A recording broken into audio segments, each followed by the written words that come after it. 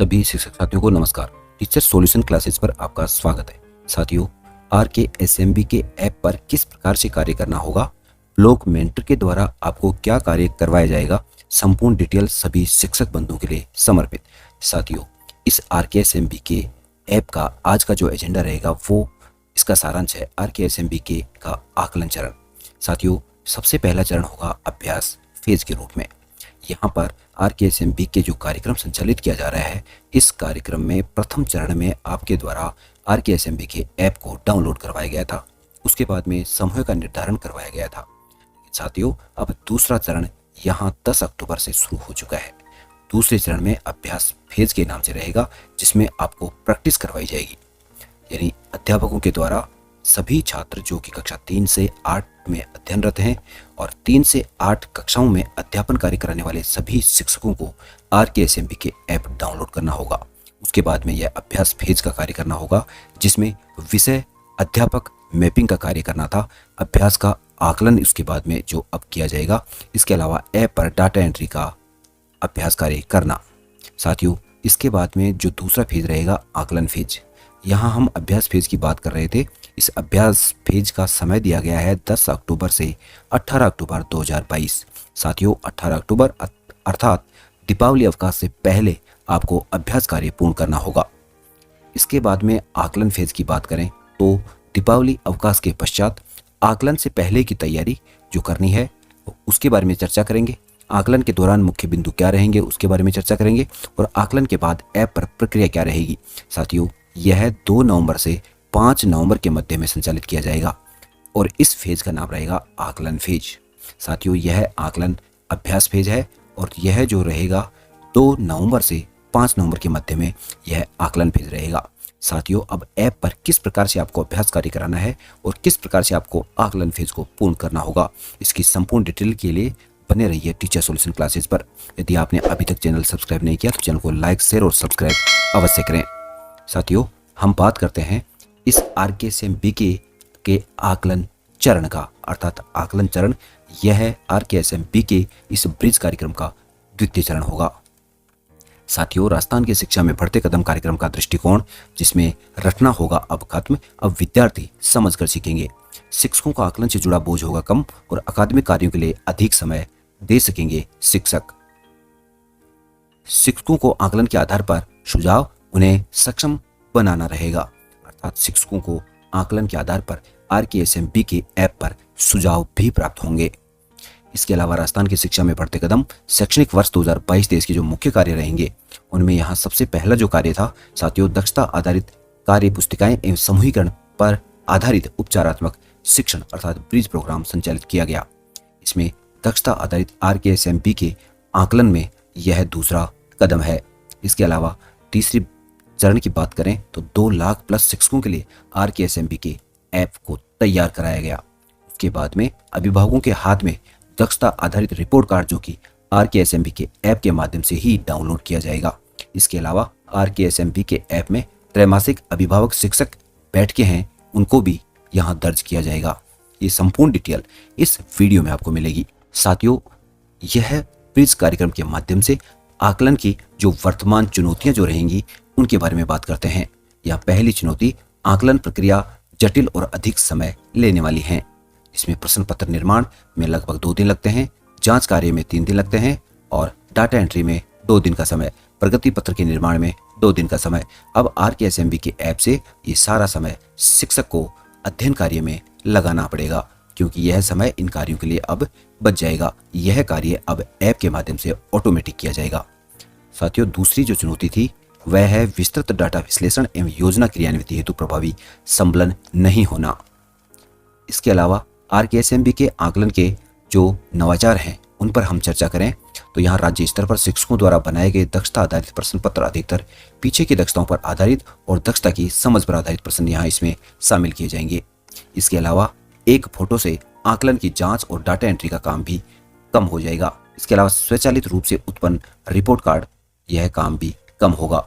आकलन का विश्लेषण कर कक्षा में विद्यार्थी स्तर के सुझाव, जैसे कि कौन सी दक्षता में विद्यार्थियों को कठिनाई आ रही है, उन्हें कौन से समूह में बांटना चाहिए, ये सारा सुझाव भी यह RKSMB के ऐप के द्वारा किया जाएगा।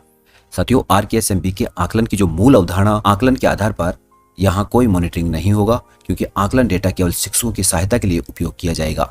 ऐप पर अपलोड किए जाने वाले प्रपत्र सिर्फ शिक्षकों की सहायता के लिए हैं, उनके समय को बचाने का उद्देश्य रहेगा। शिक्षक का बोझ कम करना, जिसमें प्रश्न पत्र निर्माण की, उत्तर पुस्तिका जांच की, डेटा प्रविष्टि की, रिपोर्ट कार्ड की तैयारी, सब ऑटोमेटिक होगा। यहाँ शिक्षक की मदद की बात करें तो उपचारात्मक अवधि के दौरान विद्यार्थी दक्षताओं को कैसे सीख सके, इसके लिए शिक्षक ऐप पर सहायक सामग्री की उपलब्धता रहेगी। इसके अलावा शिक्षक ऐप आपकी मदद के लिए होगा, न कि समस्या के लिए, क्योंकि यहाँ बात करें हम राजस्थान के शिक्षा में बढ़ते कदम कार्यक्रम में फेज फर्स्ट की, यहाँ कक्षा को असेसमेंट रेडी बनाना, दूसरा फेज है RKSMB के आकलन के संबंध में, और तीसरा फेज है आकलन के आधार पर शिक्षक को जानकारी देना।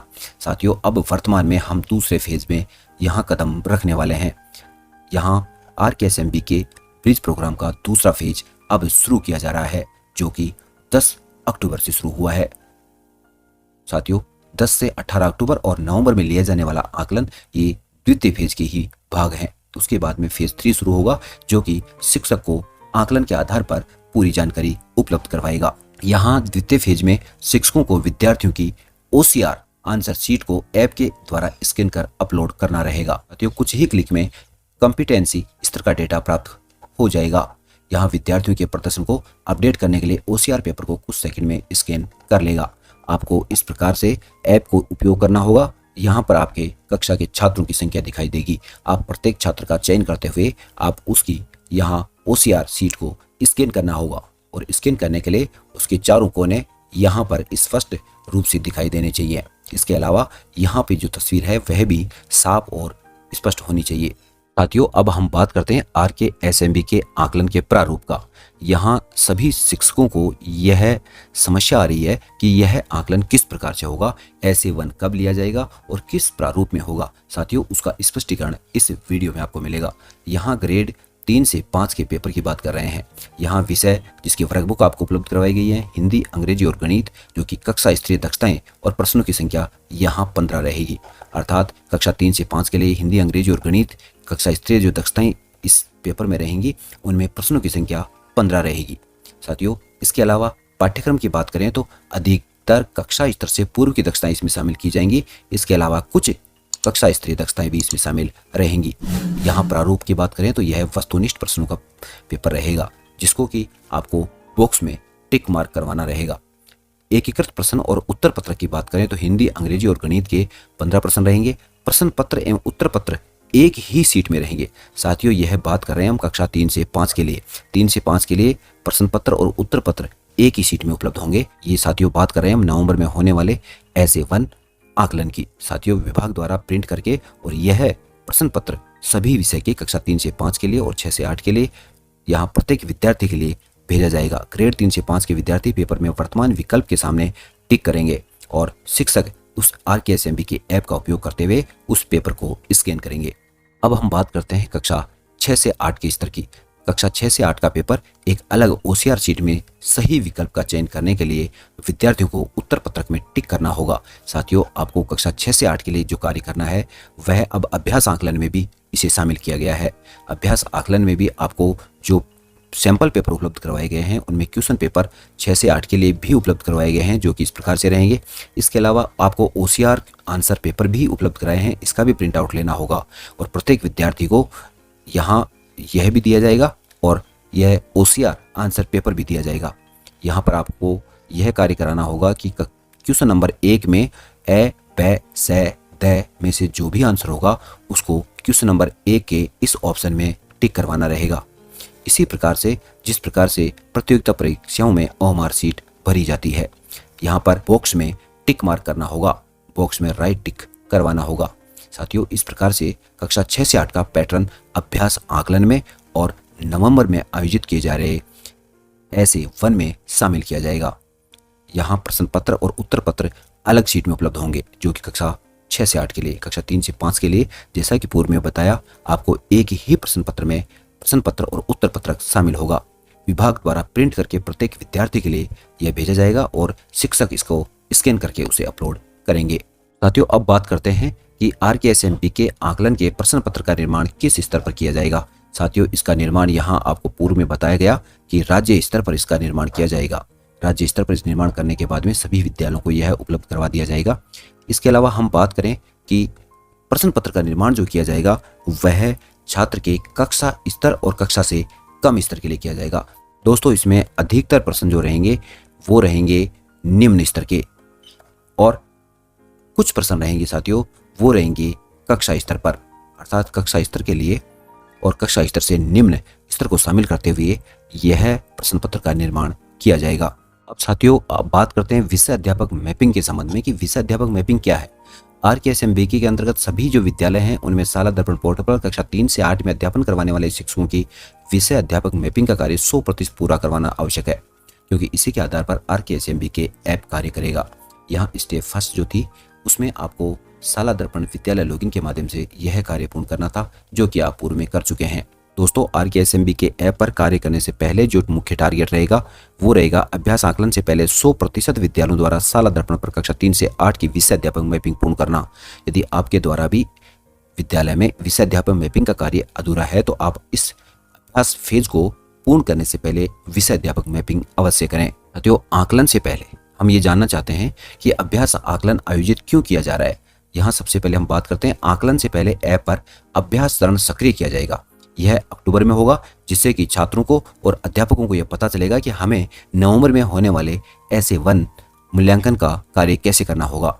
यहाँ साथ में आपको सैंपल पेपर भी प्रदान किए जाएंगे, जिसका प्रयोग करके आप आकलन में फोटो खींच के RKSMBK ऐप में अपलोड करने का अभ्यास भी कर सकते हैं। कि अपलोड करने में जो मुख्य पेपर ऐसे वन के नवंबर में आयोजित किए जाएंगे उनको अपलोड करने में शिक्षकों को भी अभ्यास पूर्ण हो जाए और छात्रों को भी किस प्रकार से आंसर देना है यह सीख सकें। यहाँ शिक्षकों के लिए जो है वह है शिक्षकों को RKSMBK ऐप पर स्कैन और पेपर अपलोड करने का अभ्यास प्राप्त होगा। और विद्यार्थियों की बात करें तो कक्षा 3 से 8 के विद्यार्थी OCR बहुविकल्पीय MCQ उत्तर पत्रक पर अभ्यास कैसे करेंगे यह भी सीखने का उद्देश्य रहेगा। अभ्यास आकलन 10 अक्टूबर से 18 अक्टूबर के मध्य सभी विद्यालयों को करना अति आवश्यक है। विद्यार्थियों को इन बिंदुओं पर अभ्यास देने का प्रयास शिक्षक को करना होगा। प्रश्न एवं उसके विकल्प ध्यान से पढ़ें, उसके बाद में रफ वर्क अलग पेपर पर करें। अर्थात यदि किसी विषय में रफ वर्क करना हो तो उस प्रश्न पत्र पर कहीं पर भी अन्य रफ कार्य नहीं करें, क्योंकि OCR सीट में कोई और मार्क न लगाएं, वरना RKSMBK ऐप उसको रीड नहीं कर पाएगा। सही विकल्प के डब्बे के सामने आपको सिर्फ टिक लगाएं और टिक डब्बे के अंदर ही लगाना होगा। यहाँ जो बॉक्स दिया हुआ होगा उस बॉक्स के अंदर ही टिक मार्क करवाएं। साथियों, इस प्रकार से यदि आपके द्वारा यहाँ टिक मार्क करवाया जाता है तो उसको RKSMBK ऐप भली प्रकार से रीड कर पाएगा। अर्थात टिक मार्क बॉक्स के बाहर नहीं निकलना चाहिए। टिक को ओवरराइट और स्क्रैच आदि न करें। टिक मार्क एक बार ही करना है, उसको बार बार ओवरराइट ना करवाएं। यदि कोई समस्या हो तो शिक्षक से पूछ सकते हैं। कक्षा 6 से 8 के लिए प्रश्न पत्र में सही विकल्प को चुनना होगा और ध्यान से उत्तर पत्रक में उसी प्रश्न के उत्तर विकल्प पर टिक लगाना होगा। अर्थात यहाँ पर प्रश्न पत्र और उत्तर पत्रक दो अलग अलग दिए जाएंगे। अभ्यास पत्र केवल OCR के अभ्यास के लिए है।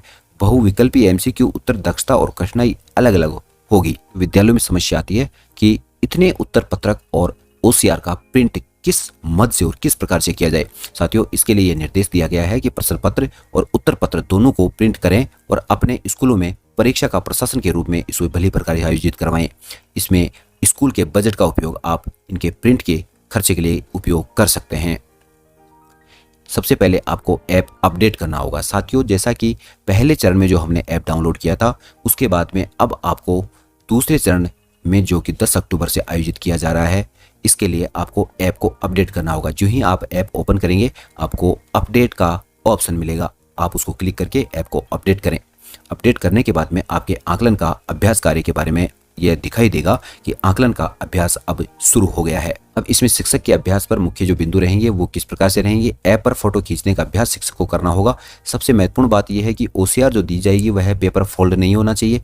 पेपर को वापस लेते समय शिक्षकों को इस बात का विशेष ध्यान रखना चाहिए कि पेपर फोल्ड न हो।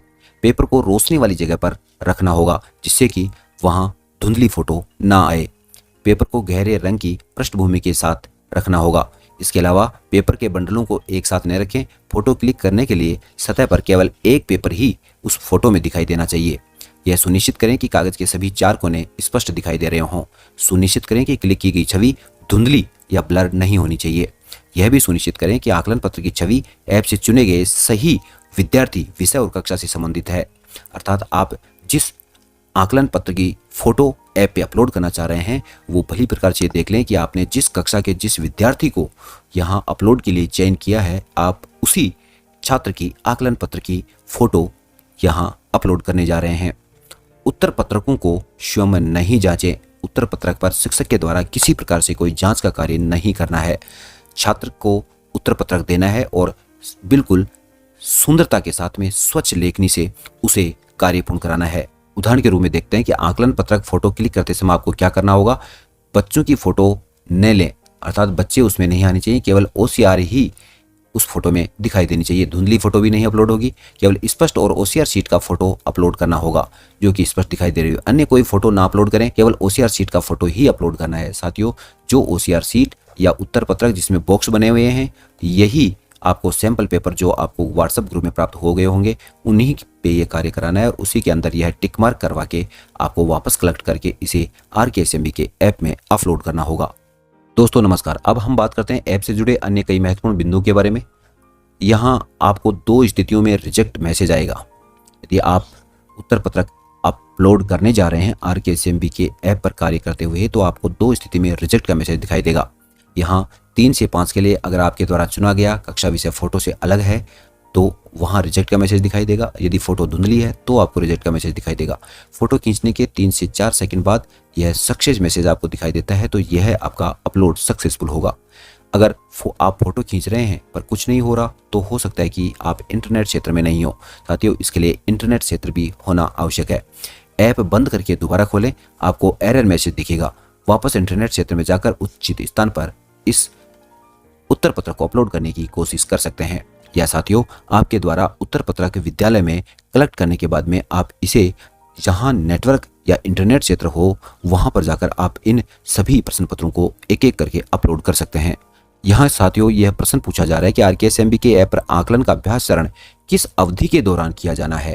साथियों, आपको पता ही होगा, यह 10 से 18 अक्टूबर के मध्य में यह आपको आकलन अभ्यास चरण किया जाएगा। साथियों, परीक्षा से पहले विद्यालय स्तर की तैयारी क्या रहेगी। यहाँ प्रश्न पत्र पैकेज, सुरक्षा और भंडारण का कार्य रहेगा। परीक्षा से पहले PO UCO आपको प्रश्न पत्र एवं उत्तर पत्रक देंगे जो कि राज्य स्तर पर तैयार किए जाएंगे। यह नवंबर में लिए जाने वाले SF1 की बात की जा रही है।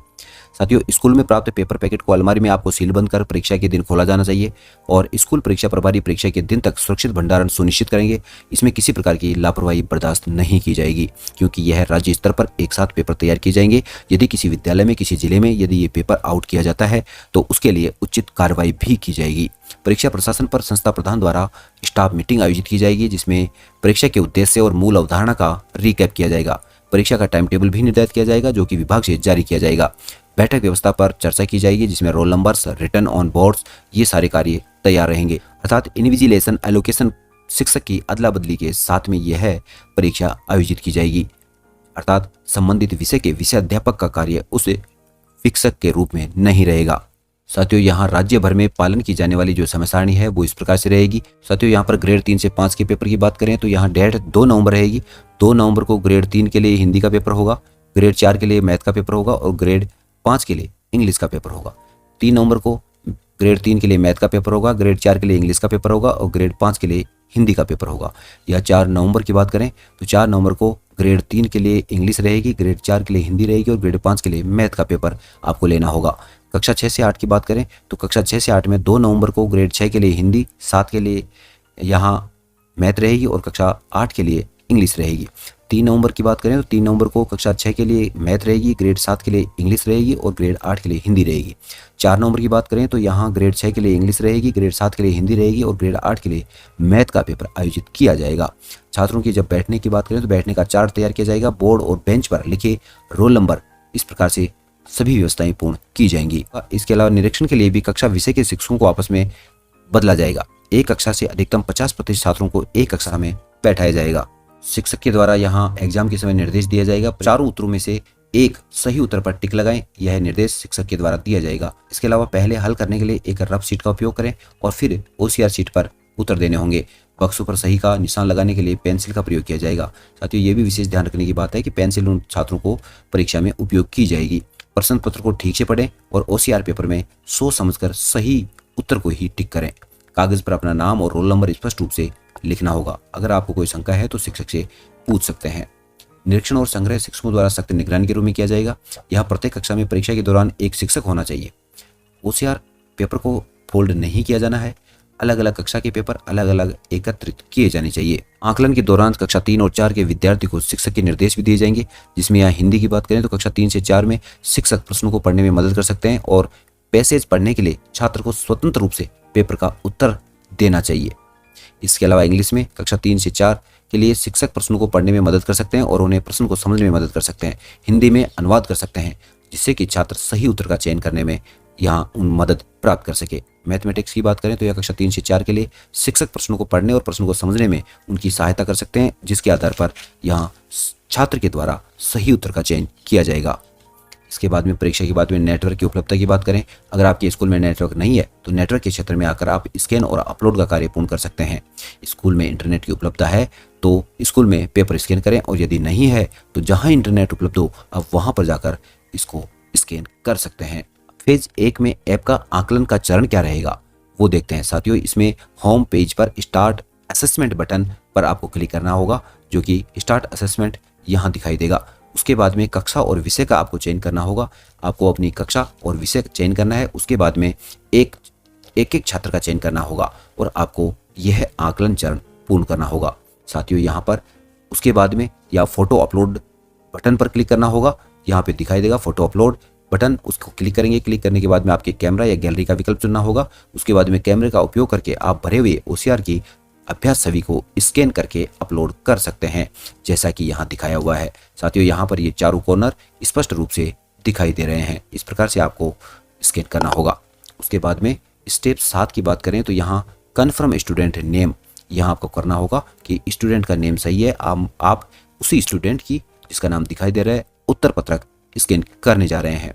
इसके बाद में इमेज सक्सेसफुली कंप्लीटेड हो जाएगा, अर्थात आपके द्वारा वह उत्तर पत्रक अपलोड कर दिया गया है। इसके बाद में एरर इन इमेज अपलोड, यदि आप इमेज अपलोड करते हैं और किसी प्रकार का एरर आता है तो उसके लिए यहाँ पर आपको मैसेज दिखाई देगा, अर्थात आप इस इमेज को फिर से सही तरीके से स्पष्ट अपलोड करें। इसके बाद में इस ऐप का जो आकलन चरण होगा उसमें आकलन पूरा करने के लिए आपको 100 सिक्के दिए जाएंगे। आकलन पूरा करते ही आपको 100 सिक्के आपके बुलेट में प्राप्त हो जाएंगे।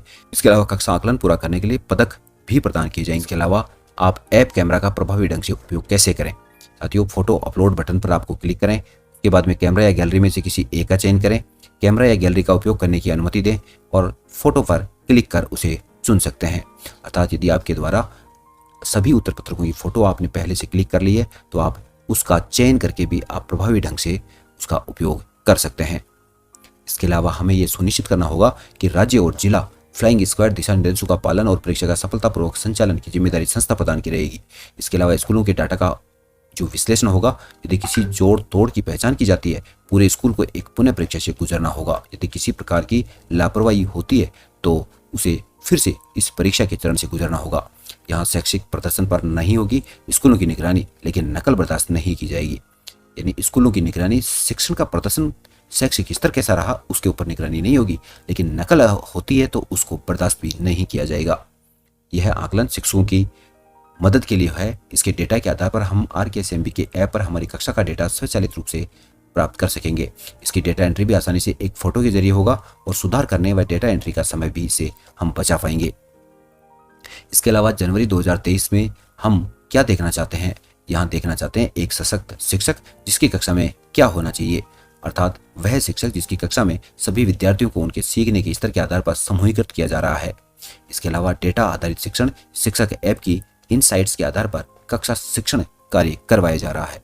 साथियों, इसी प्रकार की नवीनतम अपडेट के लिए बने रहिए टीचर सॉल्यूशन क्लासेस पर। यदि आप चैनल पर नए हैं तो चैनल को सब्सक्राइब अवश्य करें, बेल आइकन प्रेस करें, जिससे कि आने वाली वीडियो के नवीनतम नोटिफिकेशन भी आपको समय पर प्राप्त हो सकें।